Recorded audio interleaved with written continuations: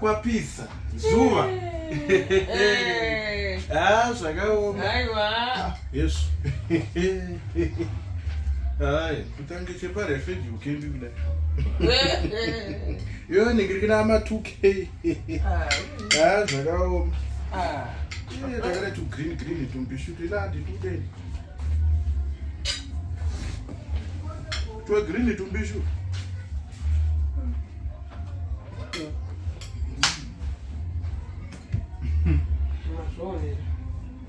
Murora. Mbele uyendo wakati makure kwa. Kwa kurara.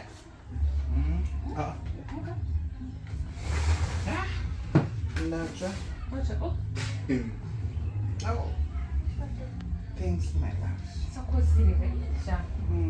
Naye mukadzi wachana. Akatenga chikafu chawakudu. Fugamira chindiya. Ngati ndiyani akatenga chikafu chauri kufugamidza. Garapa Murora. Kana ini ndirasawira. Garida ini andodorera imba pechinyiyo. Garapasa. Zikama ugare pasa. Zvaita seifu. Aiwa, iwewe nyarara uvhare mukano mako kuti zi. Iwewe garapa. Aiwa, situru siyai. Siyai, garai ipapa titauri.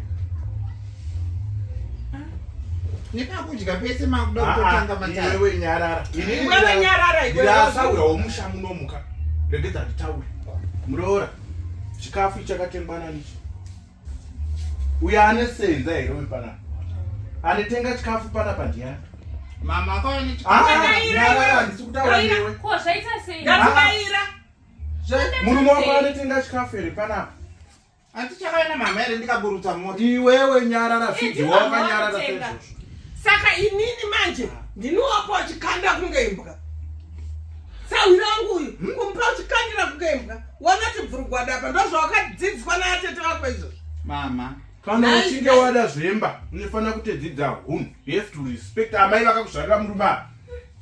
Vakafa vanhasi uno ava vakafa munoaripa. Kuaripa munoaripa here amai ava. Ingozi yamuri kupara kai. Ingozi yaurupara. Izvo zvinhu zvawakandigira panapa zviyezvi. Kutaura chokwadi cheko amejiripa. Kutaura chokwadi chare pamwoyo pangu ini tsasaura amai yako hausati waroora. Hausati. Uye asi mukadzi budai muende kumba kwenyu.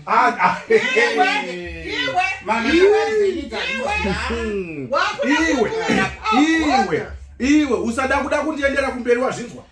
Kurumidza kasira kunyara uje chikafu wakanyara kuti zi. Wazvinzwa? Ini ndinetwa yuri tashiri yedenga magumi sekana usinganizo zvakanaka. Usada kunditira